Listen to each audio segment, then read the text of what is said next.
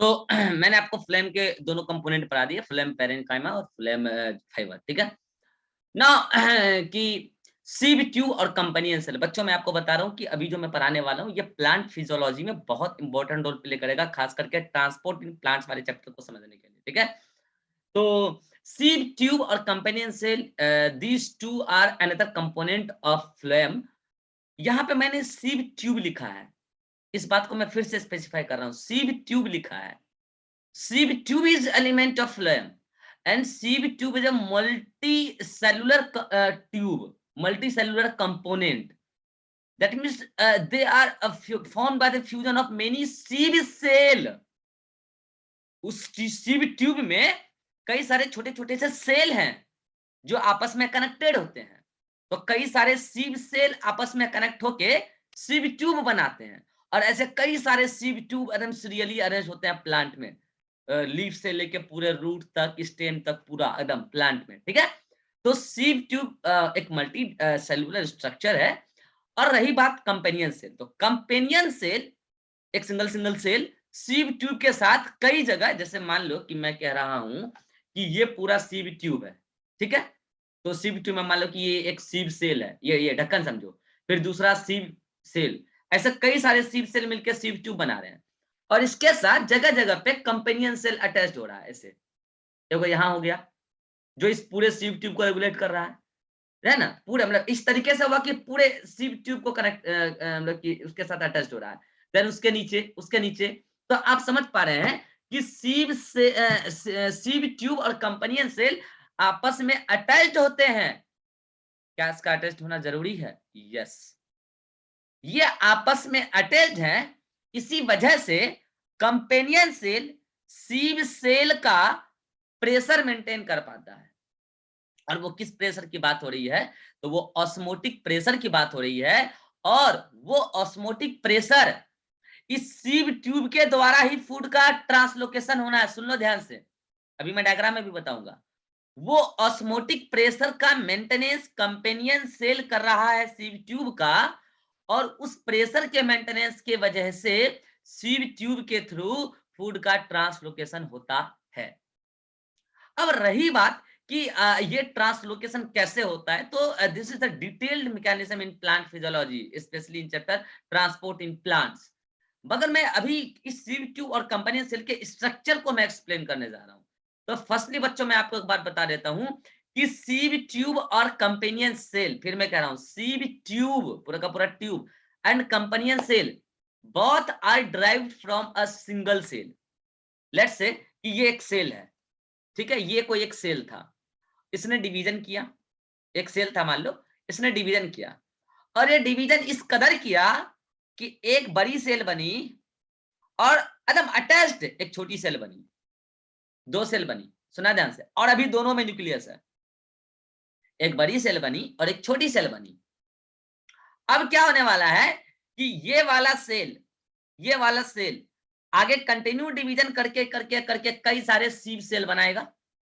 अरे मीसे जैसे कि मान लो ऐसे ऐसे ऐसे ऐसे कई सारे सीव सेल बनाएगा और वो सीव सेल मिलकर फाइनली सीव ट्यूब बन जाएंगे। दैट मीन्स आप ये बोल सकते हो डायरेक्टली कि ये जो पर्टिकुलर सेल है ये डायरेक्टली आगे चल के सीव ट्यूब का फॉर्मेशन कर देगा और ये वाला कंपेनियन सेल बन जाएगा, ये वाला कंपेनियन सेल बन जाएगा। ठीक, अब समझना, अभी तक आप देख पा रहे थे कि इसके पास एक न्यूक्लियस था, इसके बाद डिवीजन हुआ, दो सेल बने, दो सेल में एक सेल कंटिन्यू डिवाइड करते जाएगा आगे, फाइनली सीव ट्यूब का फॉर्मेशन करेगा और एक सेल पूरी तरीके से कंपेनियन सेल बन जाएगा। ठीक है? नाउ एक बात मैं आपको एम्फेसिस करना चाह रहा हूं यहाँ पे कि जब ये सीव ट्यूब के कई सारे सीव सेल आपस में कनेक्टेड हो जाएंगे, कैसे होंगे वो भी दिखाऊंगा सही, फाइनली मैच्योर हो जाएंगे, तो आपको किसी में भी न्यूक्लियस नहीं दिखेगा। ड्यूरिंग मैच्योरेशन प्रोसेस न्यूक्लियस गायब हो जाता है, डीजनरेट हो जाता है सीव ट्यूब से, सीव ट्यूब के पूरे एलिमेंट, पूरे सेल से। और याद कीजिए जिस दिन मैंने आपको सेल बायोलॉजी में न्यूक्लियस पढ़ाया था, तो उस दिन मैंने दो बातें बोला था, अगर आपको याद हो, कि दो ऐसे लिविंग सेल के एग्जांपल आपकी एनसीईआरटी सेल बायोलॉजी चैप्टर में देती है जिसके पास न्यूक्लियस नहीं है मगर वो लिविंग है, और फिर एनसीईआरटी कहती है कि इसका मेटाबॉलिज्म कैसे कंट्रोल होता है। याद कीजिए वो दो एग्जांपल, एक था रेड ब्लड सेल आरबीसी और एक था सीव ट्यूब एलिमेंट। और तब मैंने बोला था कि इस बात को मैं प्लांट फिजियोलॉजी में सॉरी प्लांट एनाटॉमी में एक्सप्लेन कर दूंगा कि उसका मेटाबॉलिज्म कैसे रेगुलेट होता है। और एक सवाल अभी भी उधार रहा कि आरबीसी के पास न्यूक्लियस नहीं है तो उसका मेटाबॉलिज्म कैसे रेगुलेट होता है। ये बात को मैं सर्कुलेटरी सिस्टम ह्यूमन फिजियोलॉजी में एक्सप्लेन कर दूंगा। आज समय आ गया है कि इस बात को एक्सप्लेन किया जाए कि अगर sieve tube during maturation process nucleus degenerate करा लेता है तो कराता क्यों है, फर्स्ट वन। सेकेंड वन कि अगर न्यूक्लियस ही गायब हो गया तो nucleus is the director of cell, then how metabolism of sieve tube is regulated and which cell regulates metabolism of sieve tube element. तो इसके लिए आपको अब सीव ट्यूब और कंपेनियन सेल का फिजिकल एसोसिएशन देखना जरूरी है। तो अब मैं क्या कर रहा हूं कि एक mature sieve tube, mature सीव tube और कंपेनियन सेल का रिलेशन में फिजिकली दिखाने जा रहा हूं डायग्रामेटिकली, ठीक है। तो देखो गौर से देखना, मैंने यहाँ पे एक ऑब्लिकली प्लेट बनाया है।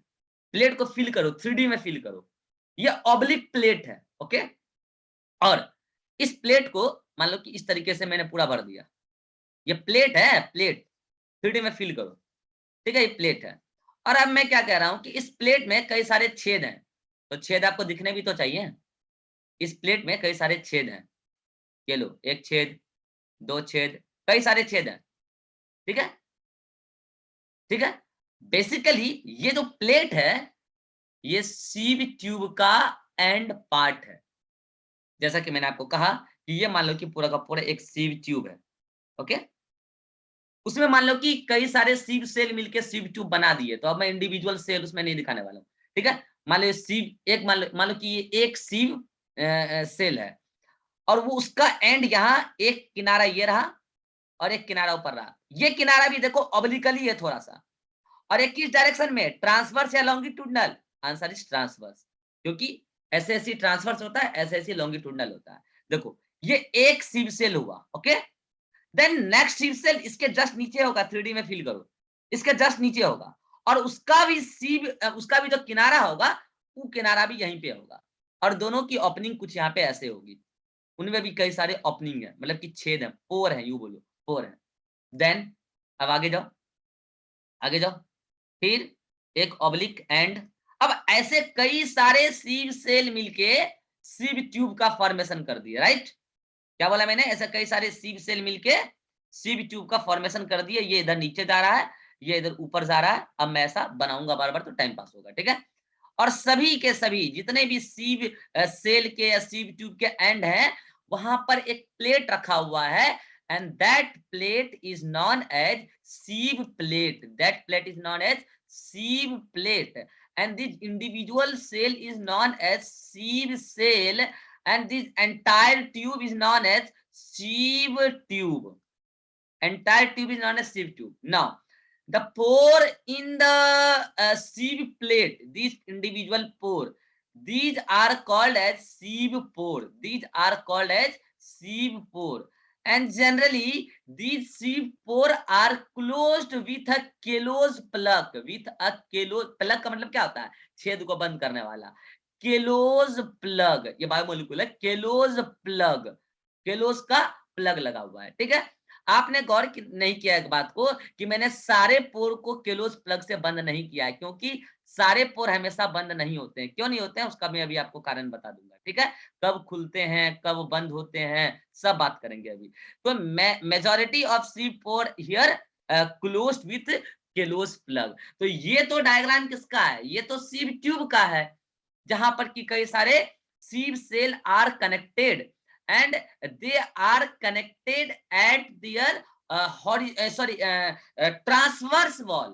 तो ये जो सीव प्लेट है इसके बारे में दो इंपॉर्टेंट बात आपको क्या ध्यान रखना है कि ये ट्रांसवर्स डायरेक्शन में है। दूसरा कि देखो ट्रांसवर्स डायरेक्शन में भी अगर मान लो कि ये ट्रांसवर्स डायरेक्शन है, ठीक है, ये लॉन्गिट्यूडनल है और ये ट्रांसवर्स है, तो अगर ऐसे है तो this is the normal position of transverse direction. But ऐसे नहीं होते हैं सीवी प्लेट, ऐसे होते हैं, मीन्स ट्रांसवर्स भी हैं और ऑब्लिकली भी हैं। तो इस बात को मैं यहाँ पे एम्फेसिस कर रहा हूं कि this sieve plate are obliquely, this sieve plate are obliquely and transversely, and these are the connection between many sieve cell and together constitute sieve tube, ठीक है। नाउ मैंने आपको पहले ही बोल दिया कि मैंने आपके सामने यहाँ पे मैच्योर सीव ट्यूब का डायग्राम बनाया, तो बताओ सुमन क्या मैं इसमें न्यूक्लियस दिखाऊंगा?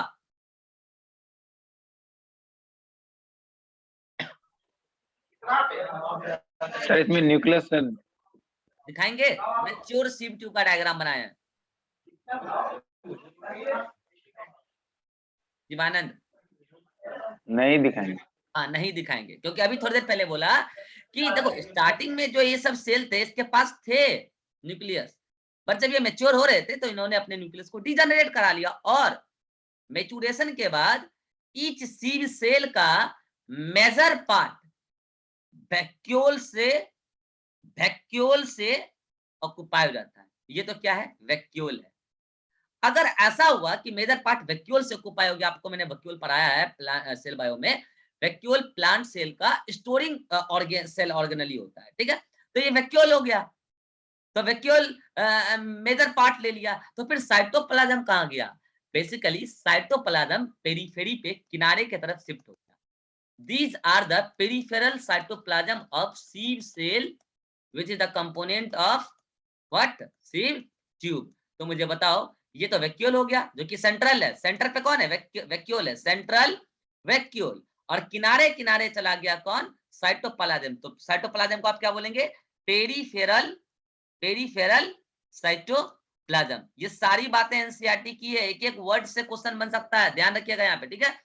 तो एक मैच्योर सीव ट्यूब में जो जितने भी सारे सीव सेल हैं, उन सभी में मैच्योरिटी के बाद न्यूक्लियस नहीं होते हैं, सेंटर पे लार्ज वैक्यूल होते हैं, और उसी की वजह से साइटोप्लाज्म पेरिफेरी पे चला जाता है, और हर सीव सेल जो कनेक्टेड है, सीव प्लेट के माध्यम से कनेक्टेड है, और sieve plate transversely and obliquely placed है, और हर सीव प्लेट में कई सारे सीव पोर हैं, और मेजॉरिटी सीव पोर में केलोज प्लग लगा हुआ है, ठीक है?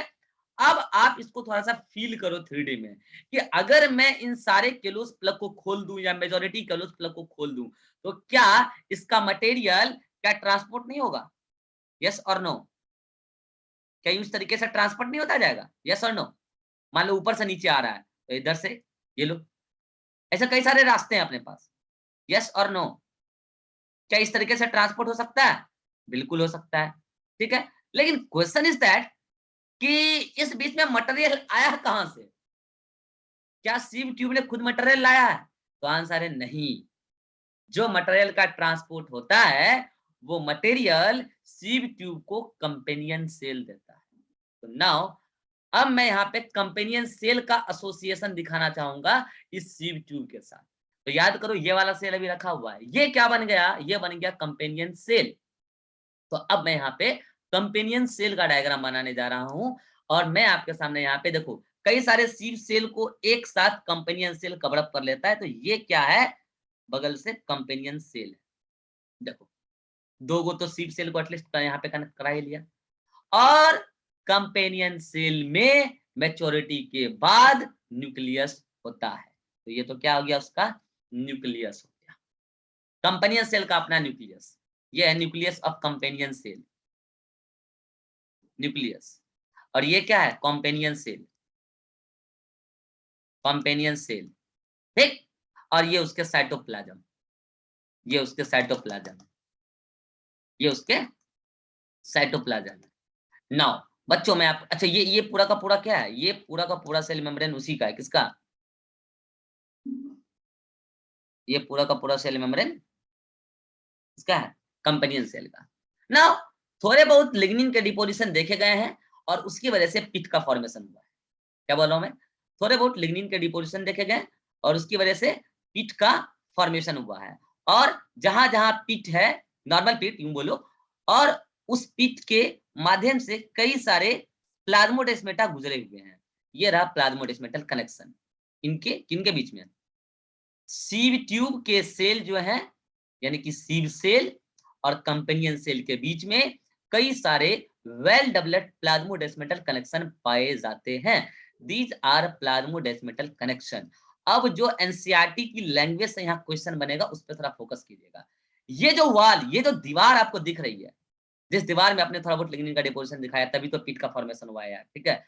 क्योंकि बिना सेकेंडरी सेल वॉल के फॉर्मेशन के तो पिट का फॉर्मेशन कैसे संभव है, ठीक है। लेकिन हाँ, इतना भी पिट नहीं यहाँ पे, मतलब इतना भी लिग्निन डिपोजिशन थिकेंड नहीं हुआ कि दोनों सेल मर जाए, ठीक है। दोनों सेल जिंदा है, दोनों का मेटाबॉलिज्म चल रहा है। तो ये जो दीवार है, इस दीवार को एनसीईआरटी क्या लिखती है, इस पे थोड़ा फोकस कीजिएगा। मुझे बताओ, क्या ये दोनों के बीच में कॉमन वाल है? Yes, yes.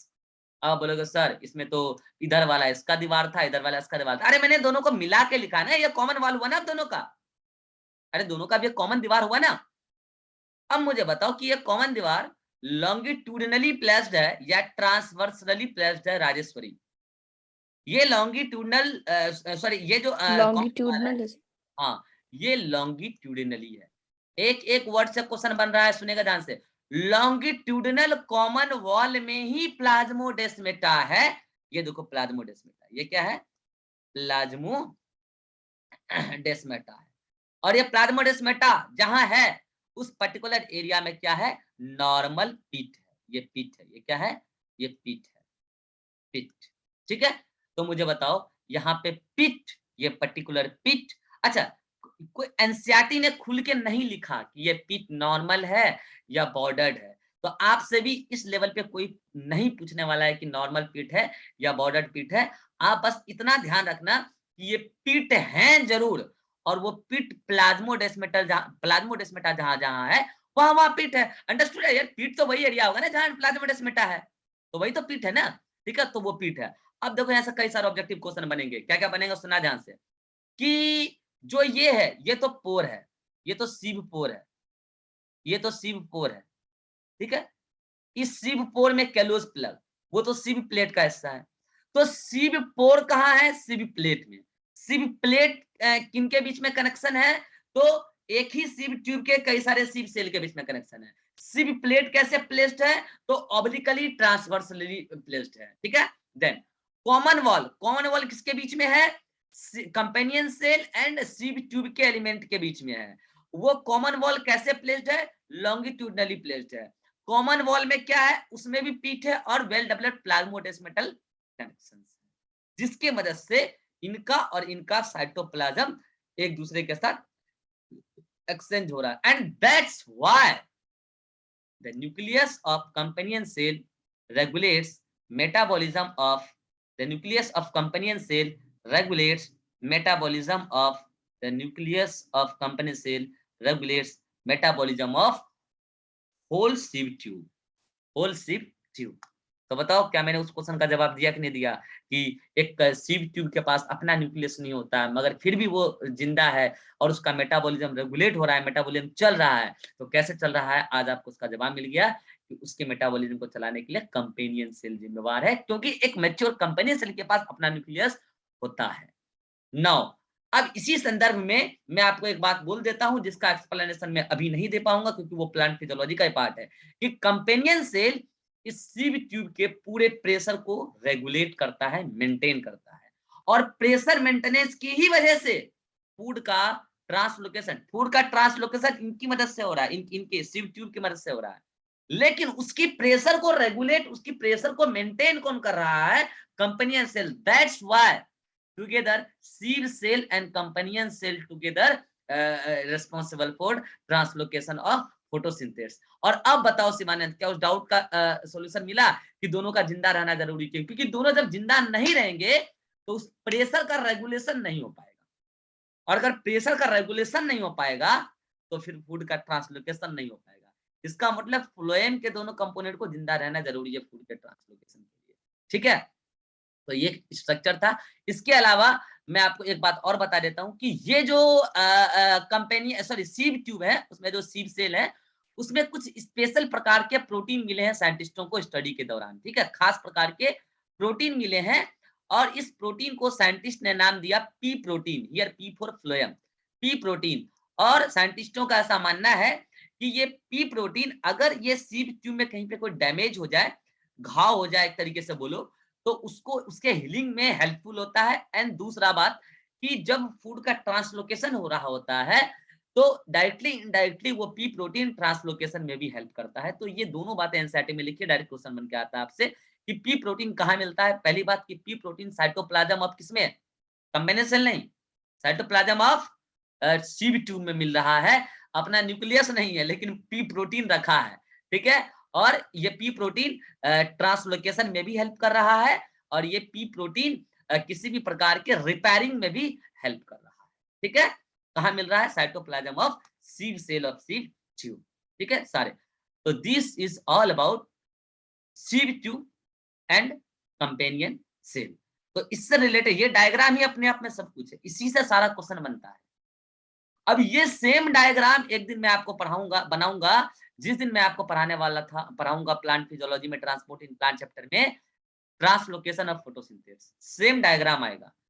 और उस दिन मैं लेवलिंग को एक्सप्लेन नहीं करने वाला हूं, मैं उस दिन इस डायग्राम में ये बताऊंगा कि एक कंपेनियन सेल सीब ट्यूब के प्रेशर को कैसे रेगुलेट करता है और उसी प्रेशर रेगुलेशन की वजह से फूड का ट्रांसलोकेशन कैसे हो रहा है। बस यही हमारा पार्ट है वहां पर, स्ट्रक्चर वाला पार्ट यहाँ पे, ठीक है। अब मैं इससे रिलेटेड जो भी थ्योरी है आपकी नोट्स में उसको रीड कर देता हूं, देन जाके फ्लोएम अपना। अच्छा एक बात और, एक बात, अभी जो मैंने आपके सामने यहाँ पे बनाया है जो भी डायग्राम, जैसे कि ये कंपेनियन सेल है ना, और ये पूरा का पूरा सीब ट्यूब है ना, जिसमें कई सारे सीब सेल कैसे कनेक्टेड हैं, हॉरिजॉन्टली, इस तरीके से उसके जो वॉल है हॉरिजॉन्टल मेरन में कनेक्टेड है, ठीक है। तो सीब प्लेट हॉरिजॉन्टली है, इस तरीके से वो एक सीरीज में कनेक्टेड है, ठीक है, एक सीरीज में कनेक्टेड है ट्यूब बनाने के लिए। मैं आपको बता दूं बच्चों, ये जो स्ट्रक्चर आप पढ़ रहे हैं ये एंजियोस्पर्म में ऐसा होता है, एंजियोस्पर्मिक प्लांट में। और टेरिडोफाइटा और जिम्नोस्पर्म में सीब ट्यूब नहीं मिलता है, कंपेनियन सेल नहीं मिलता है। लेकिन हाँ, इससे मिलते-जुलते कुछ सेल मिलते हैं जिसका नाम एनसीईआरटी में लिखा है। एंड टेरिडोफाइटा और जिम्नोस्पर्म में सीब ट्यूब नहीं मिलता है, सीब सेल मिलता है। क्या बोला मैंने? सीब ट्यूब नहीं मिलता है, सीब सेल मिलता है। तो आप बोलोगे सर सीब सेल तो एंजियोस्पर्म में भी मिल रहा है। अरे भैया, यहाँ पे सीब सेल ट्यूब के फॉर्म में मिल रहा है और टेरिडोफाइटा और जिम्नोस्पर्म में सीब ट्यूब नहीं बनता है, सीब सेल ही रह जाता है, सीब सेल ही मिलता। और जैसे मान लो वहां पे ऐसे होता है, ये मान लो कि इस टाइप से ये है क्या, सीब सेल, और वहां पर भी सीब प्लेट आपको देखने को मिल जाएगा, बट वो सीब प्लेट हॉरिजॉन्टली नहीं होता है, ट्रांसवर्सली होता है, ऐसे, सॉरी मतलब कि लॉन्गिट्यूडिनली होता है ऐसे। जैसे कि मान लो कि ये एक सीब सेल है, ठीक है, और अगला सीब सेल, तो उसके बीच में आपको प्लेट दिख जाएगा, बट ट्यूब के फॉर्म में नहीं है भाई। देखो भाई, ये मैं कह रहा हूं कि अगर इस टाइप से तो एक ट्यूब बना का, ट्यूब का फॉर्मेशन हुआ, लेकिन अब मान लो कि एक एक प्लेट फिर यहाँ पे और आ गया, ठीक है, और फिर अगला सीब सेल इसके नीचे ऐसे फिल करो, अगला सीब सेल यहाँ है, ट्यूब का फॉर्मेशन वहां नहीं होता है, सीब सेल और उनके बीच में जो प्लेट है, वो प्लेट कौन है भाई? क्लास के सामने ऐसे क्यों कर रहे हैं? हटाओ उसको वहां से, ऐसे रूममेट को क्यों रखते हो भाई? ठीक है क्लास चल रहा है ना, समझाना उसको, एक क्लास है, ठीक है। हाँ, तो ये क्या है, सीब प्लेट कैसे है यहाँ पे, लॉन्गिट्यूडिनली, कैसा है, लॉन्गिट्यूडिनली, नॉट हॉरिजॉन्टली। तो ये बात एक तो किसकी हुई, सीब ट्यूब नहीं है, सीब सेल है। दूसरा कि कंपेनियन सेल भी नहीं होता है टेरिडोफाइटा और जिम्नोस्पर्म में, तो क्या होता है उसके बदले, उसके बदले होता है एल्बुमिनस सेल। क्या होता है? Albuminous cell. और एल्बुमिनस सेल का ही नाम है स्टार्स बर्गर, साइंटिस्ट का नाम है, उन्होंने डिस्कवर किया था, स्टार्स बर्गर सेल। तो ये एल्बुमिनस सेल और Strasburger cell companion cell की तरह वर्क करता है, किसके अंदर, टेरिडोफाइटा और जिम्नोस्पर्म के मेंबर में। ये दोनों बातें एनसीईआरटी की, आउट ऑफ एनसीईआरटी नहीं, इसलिए ये एग्जाम में आता है। This is all about sieve tube and companion cell. यहाँ जाके सीब ट्यूब और कंपेनियन सेल समाप्त होता है। अब जाके आप अपने नोटबुक को एक बार रीड कर लें, सारी बातें आपको देखने को। पहली बात, एक लाइन यहाँ पे यहाँ से यहाँ शिफ्ट हो गया है, इस लाइन को यहाँ से काटो और यहाँ पे लिखो, नहीं तो बाद में both cell are derived from same cell, ठीक है। ई लाइन को यहाँ पे काट लेना, उधर का एक्सटेंशन है इधर, क्योंकि बाद में लाइन ऊपर में ऐड हुआ है ना यहाँ पे, इसलिए, ठीक है। स्क्रीनशॉट ले लो वैसे मैं सही करके भेज दूंगा। हाँ, sieve tube and companion cell both are derived from same cell, जैसा कि मैंने आपको डायग्राम में दिखाया। वो जो कंपेनियन सेल है ना, वो बेसिकली स्पेशलाइज्ड पेरेन्काइमेटा सेल है। क्यों बोल रहा हूं मैं ऐसा? दोनों सेम सेल से बना, लेकिन कंपेनियन सेल अलग तरीके से डेवलप हुआ है। दोनों पैरेन्काइमा ही थे इनफैक्ट स्टार्टिंग में। कंपेनियन सेल स्पेशलाइज्ड वे में मैच्योर हुआ है, तभी तो न्यूक्लियस रख पाया है। तो specialised parenchymatous cell which are closely associated with sieve tube element. मैंने सीव सेल नहीं लिखा, सीव ट्यूब एलिमेंट लिखा है, क्योंकि एक कंपेनियन सेल कई सारे सीव सेल को कनेक्टेड वे में रहता है, ठीक है। The companion cell help in maintaining the pressure gradient in sieve tube, मैंने आपको बोला, और इसका पूरा मैकेनिज्म है अपने पास, प्लांट फिजियोलॉजी में पढ़ेंगे, ठीक है। both the cells are laterally मतलब longitudinally attached, their cytoplasm are well connected through through plasmodesmata. Nucleus of companion cell control the metabolism of both cells because nucleus is absent in sieve tube, ठीक है। sieve tube are characterized by perforated oblique septa, perforated मतलब छेद होते हैं उसमें, ठीक है, perforated oblique septa. sieve cells sieve कहाँ गया, cell wall of sieve tube pectocellulose, भाई पेक्टिन और सेल्यूलोज दोनों है, तभी तो उसमें पिट का फॉर्मेशन हुआ। मैंने कहा ना माइनर अमाउंट में पेक्टिन का डिपोजिशन यहाँ पे और लिग्निन का भी थोड़ा बहुत है, तब जाके यहाँ पे पिट का फॉर्मेशन हुआ। पी प्रोटीन का मतलब, पी का मतलब phloem, is present in sieve tube. काम क्या है इसका, सीव ट्यूब में होता है, उसका साइटोप्लाज्म में काम क्या है उसका, ट्रांसलोकेशन में भी हेल्प करता है, रिकवरी और हीलिंग में भी हेल्प करता है। Next one, phloem sieve plate is transverse, sieve plate के बारे में बात हो रहा है, transversely plate in between two sieve tubes. अब ये सीव ट्यूब यहाँ पे लिखा है, तो ये बात भी सही है कि एक सीव ट्यूब खत्म हुआ, अगला सीव ट्यूब स्टार्ट हुआ, उसके बीच में भी वो प्लेट होगा, लेकिन मोर करेक्टली आपको बोलना चाहिए कि हर सीव सेल के बीच में सीव प्लेट, ठीक है, तो more correctly sieve cell. sieve plate is having a sieve pore through which cytoplasm of both the sieve tubes are well connected। ये बार-बार मैं sieve tube क्यों लिख रहा हूँ, क्योंकि आपकी एनसीईआरटी ने ऐसा लिखा है। हकीकत तो क्या है कि पूरे sieve सेल के बीच में sieve plate है, ठीक है। अब यहाँ पे मेरे पास जगह था तो बीच में मैंने फ्लोएम पैरेन्काइमा घुसा दिया, ठीक है, बाकी का पॉइंट आपको आगे यहाँ मिलेगा, ठीक है। sieve tube elements and companion cell are connected by pit filled present in between their common longitudinal walls, वही lateral wall, वो longitudinal walls है। बाकी ये पूरा डायग्राम आपके सामने है, यही डायग्राम मैंने वहां पे बनाया। तो ये जो दीवारें है इसकी सीव ट्यूब की, वो पेक्टोसेल्यूलोजिक सेल वॉल है उसमें दीवारें, ठीक है। तो ये पूरा मैंने यहाँ पे बना दिया है, आप देख लो यहाँ पे, यही डायग्राम मैंने वहां पढ़ाया, ठीक है। तो ये तो क्या हुआ, स्ट्रक्चर बताया मैंने किसका, सीव, एक मिनट क्या हो गया, किसका बताया, sieve tube and companion cell का, ठीक है। अब एक बात मुझे बताना है, वो बात है इसके बारे में, तो ये जो सीव प्लेट है उसके पोर के बारे में, थोड़ा लॉजिकल है, आराम से समझिएगा, ठीक है। मैं पहले आपको एक बात बता देता हूँ कि आपको पता है कि प्लांट के अंदर लीफ ने क्या किया है, फूड का फॉर्मेशन किया है, और वहां से पूरे प्लांट बॉडी को ट्रांसपोर्ट कराना है क्या, फूड, कैसे, फ्लोएम के सीव ट्यूब और कंपेनियन सेल के हेल्प से, ठीक है। इवन रूट तक भी कराना है, इवन रूट तक भी कराना है। अब मैं रूट का नाम क्यों ले रहा हूँ, सुना ध्यान से।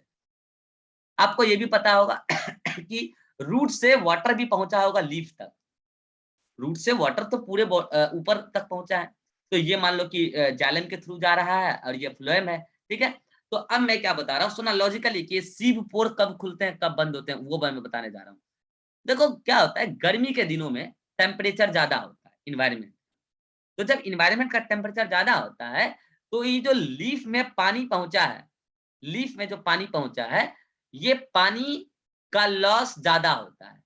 अब सुनना ध्यान से, अगर ऐसा है कि गर्मी के दिनों में ये लीफ से पानी का लॉस ज्यादा होगा, इस प्रोसेस को कहते हैं ट्रांसपीरेशन, क्या बोलते हैं, ट्रांसपीरेशन। और इस दौरान ट्रांसपीरेशन पुल जनरेट होता है, प्लांट फिजियोलॉजी में मैं बताऊंगा। लीफ जब वाटर को लॉस करता है वेपर के फॉर्म में, तो ट्रांसपीरेशन पुल क्रिएट होता है, और वो ट्रांसपीरेशन पुल कहाँ क्रिएट होता है, ये जाइलम के जो वेसल्स हैं या ट्रैकिड लोअर प्लांट में, ठीक है, जाइलम वेसल में ट्रांसपीरेशन पुल क्रिएट होता है, क्योंकि इसी से पानी आ रहा है, तो पानी लॉस होता जा रहा है और इसमें पुलिंग फोर्स लगता जा रहा है, ठीक है। तो गर्मी के दिनों में ज्यादा पानी लॉस जब होता है, तो जाइलम के वेसल्स में स्ट्रॉन्ग ट्रांसपीरेशन पुल लगता है। तो मुझे बताओ, रूट जो वाटर का एब्जॉर्प्शन कर रहा था, धरती से तो पानी वही ना खींच रहा है, मैंने आपको बोला था कि सॉइल से पानी लेना काम रूट का है, तो रूट भी तब फटाफट पानी लेता है धरती से, ठीक है। अब आप बोलोगे सर इससे सीव पोर का क्या लेना देना है, are you getting my point? Sir sieve pore तो इधर है, इधर वाला कहानी सुना के बेवकूफ काहे बना रहे हो, समझ रहे हो? नहीं, इधर की कहानी इधर से कनेक्टेड है, सुना ध्यान से। अगर गर्मी का दिन है तो ट्रांसपिरेटरी वाटर लॉस ज्यादा, तो जाइलम के वेसल में ट्रांसपिरेशन पुल ज्यादा, तो रूट के द्वारा वाटर एब्जॉर्प्शन ज्यादा, और वाटर एब्जॉर्प्शन में एनर्जी चाहिए, और वो एनर्जी फूड से आता है। बताओ शिवाना, रूट को फूड कौन देगा? रूट को फूड कहां से आएगा? कहां से आएगा? रूट को फूड कहां से मिलेगा? सुमन, सीव ट्यूब से। और वो सीव ट्यूब कहां से? लीफ से चला है, यूं बोलो, क्योंकि लीफ से ही ना फाइनली रूट के पास पहुंचा है। अब मुझे बताओ कि गर्मी के दिनों में अगर ये लॉस ज्यादा, ये ट्रांसपिरेशन पुल ज्यादा, रूट ज्यादा पानी अब्सॉर्ब करेगा, तो ज्यादा पानी अब्सॉर्ब करने के लिए फूड ज्यादा चाहिए कि कम चाहिए? मतलब एनर्जी ज्यादा चाहिए कि कम चाहिए? ज्यादा। तो फूड ज्यादा चाहिए, फूड ज्यादा चाहिए, तो ये जो फूड की रिक्वायरमेंट है ज्यादा मांगेगा, तो नतीजा क्या होगा कि यहां से यहां फूड का पुलिंग ज्यादा लगेगा। मतलब एक तरीके से यूं बोलो कि जो सीव ट्यूब में एलिमेंट बह रहे हैं, मतलब कि कंपोनेंट बह रहे हैं, उसका पुलिंग रूट के द्वारा ज्यादा लग जाएगा, तो फाइनली मेजॉरिटी ऑफ सीव पोर खुल जाएंगे, मेजॉरिटी ऑफ सीव पोर खुल जाएंगे, क्योंकि रूट जल्दी जल्दी फूड को मांग रहा है, उसको एनर्जी चाहिए उस फूड से। अब इसका जस्ट उल्टा क्या हम लगा सकते हैं विंटर में? यस और नो? इसका जस्ट उल्टा विंटर में लगा सकते हैं कि नहीं लगा सकते हैं? अतीक एक्सप्लेन करो विंटर में क्या होगा।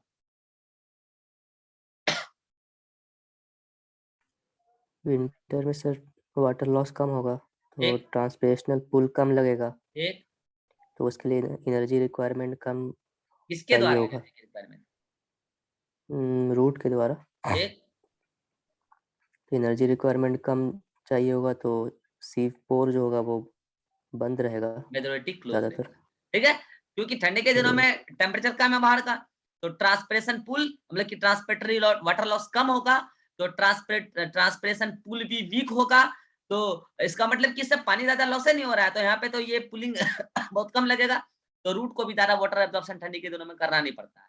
तो ज्यादा एब्जॉर्प्शन जब वाटर का करना ही नहीं, तो ज्यादा एनर्जी की रिक्वायरमेंट ही नहीं है, ज्यादा एनर्जी की रिक्वायरमेंट नहीं है, मतलब रूट को ज्यादा फूड नहीं चाहिए, तो रूट को जब ज्यादा फूड नहीं चाहिए, तो रूट के द्वारा इधर से फूड मांगने की रिक्वायरमेंट बहुत ज्यादा नहीं है, तो मेजॉरिटी ऑफ सीव पोर बंद भी हो जाते हैं, तो उससे जितना less amount of food root को पहुंचता है, उससे रूट का मेटाबॉलिज्म चल रहा होता है, थोड़े बहुत वाटर एब्जॉर्प्शन जितना चलने हैं तो चल रहे होते हैं। तो अब आपको समझ में आ गया होगा कि कब सीव पोर खुलते हैं और कब सीव पोर बंद होते हैं, ठीक है। तो इस बातों का पूरा डिटेल एक्सप्लेनेशन मैंने यहाँ पे लिख दिया है, देख सीव पोर कब खुलेंगे और कब बंद होंगे, ठीक है। समर सीजन में देखो, समर या स्प्रिंग में टेम्परेचर ज्यादा, वाटर लॉस ज्यादा, ये वाटर लॉस कौन सा? ट्रांसपायरेटरी वाटर लॉस, तो वाटर नीड ज्यादा तो ट्रांसपिरेशन पूल स्ट्रॉन्ग, और अगर ट्रांसपिरेशन पूल स्ट्रॉन्ग तो water absorption by the roots ज्यादा, तो need of food supply to the root ज्यादा, तो केलोज जो होते हैं वो घुल जाते हैं, डिसॉल्व हो जाते हैं, और सीव पोर मेजॉरिटी ओपन हो जाती है। और इसका जस्ट उल्टा कहाँ है आपका? इसका जस्ट उल्टा है विंटर में, टेम्परेचर कम तो वाटर लॉस कम, तो वाटर नीड कम, ट्रांसपिरेटरी पूल कमजोर होगा, और वाटर एब्जॉर्प्शन कम होगा, need of food supply to the root कम होगा, इसलिए मेजॉरिटी, अरे ऑल पोर कभी बंद नहीं होते हैं, ध्यान रखना, ऐसा भी नहीं होता कि ऑल पोर बंद रहे और ऑल पोर खुले रहे, ऑल पोर खुल तो सकते हैं लेकिन बंद सारे नहीं होंगे। क्या कह रहा हूं मैं, समझ रहे हो? खुल सकते हैं सारे, बंद सारे नहीं होंगे, बंद सारे होंगे तो रूट को पूरी तरीके से फूड सप्लाई बंद हो जाएगा, पागल हो, रूट मर जाएगा, और रूट मरेगा तो बाद में सूटो मरेगा, क्योंकि सूट को पानी नहीं पहुंचेगा, हेलो, दोनों मरेंगे, ओवरऑल प्लांट मरेगा, इस बातों का जिक्र हम करेंगे प्लांट फिजियोलॉजी में, ठीक है। तो ये बात है, फिर मैंने आपको अलग से बता दिया कि देखो ऐसा है कि टेरिडोफाइटा और जिम्नोस्पर्म में सीब ट्यूब भी नहीं होता है और कंपेनियन सेल भी नहीं होता है, सीब ट्यूब के बदले सीब सेल होता है, जिसमें जो प्लेट होता है वो लेटरल होता है, ठीक है, और कंपेनियन सेल के बदले में एल्बुमिनस सेल होता है या इसी का नाम है starch burger cell. This is all about phloem. यहाँ जाके फ्लोएम समाप्त होता है। आप में से किसी को कोई डाउट है तो पूछ सकते हैं, अगर इसका स्क्रीनशॉट लेना ले लीजिए, अदरवाइज नोट्स में इंफॉर्मेशन सफिशिएंट है। किसी को कोई डाउट है तो पूछ सकते हैं। फ्लोएम समाप्त हुआ। इवन फाइनली आज प्लांट टिश्यू समाप्त हुआ। फाइनली प्लांट टिश्यू समाप्त हुआ। ठीक है, अब नेक्स्ट क्लास में हम टिश्यू सिस्टम स्टार्ट करेंगे, उससे पहले आप जाइलम फ्लोएम पढ़ के आइएगा। ठीक है, चलिए अतीक कोई डाउट है? No sir. Rajeshwari? No sir. Ribha? Shivanand? No sir. Suman? No sir. चलिए, तो यहाँ तक पढ़ के आइएगा और ये सब चीज थोड़ा स्ट्रॉन्ग कर लीजिए, क्योंकि प्लांट फिजियोलॉजी का मैं बेसिक स्ट्रॉन्ग कर रहा हूँ यहाँ पे। प्लांट फिजियोलॉजी अच्छे लोग समझ नहीं पाए और अच्छे लोग समझा नहीं पाए, दोनों बातें हैं। फर्स्ट भी सही है और सेकंड ज्यादा सही है, लोग वह रटा रहे हैं फिजियोलॉजी को भी। पेज नंबर 87, पेज नंबर 87 से पेज नंबर एनसीईआरटी में पेज नंबर 88। ठीक है, यहाँ पे आपको लास्ट पैराग्राफ से पढ़ना है। लास्ट पैराग्राफ में फ्लोएम लिखा होगा, वहां से यहाँ पर हेडिंग नंबर 6.2 के ऊपर तक, मतलब टिश्यू सिस्टम के ऊपर तक। इवन मैं मॉड्यूल में भी होमवर्क मार्क कर दे रहा हूँ। जो बच्चे इकोलॉजी के टेस्ट की तैयारी कर चुके हैं वो चाहे तो एनाटॉमी का बना लेना, जो नहीं किए हैं तो आफ्टर टेस्ट बना लेना। मैं अभी एनाटॉमी का मॉड्यूल डिस्कस नहीं कर रहा, ठीक है, लेकिन मैं होमवर्क दे दूंगा, क्योंकि टिश्यू सिस्टम से एक अलग पार्ट स्टार्ट हो जाएगा। चलिए अगले मीटिंग में अभी हम इकोलॉजी का मॉड्यूल डिस्कस कर लेते हैं। कितने बच्चे हैं मॉड्यूल डिस्कस करने के लिए? दो, एक ही बच्चे हैं? नहीं, एक बच्चे में क्या डिस्कस होगा, छोड़ो फिर कल ही करते हैं, कल ही कर लेते हैं रिबा।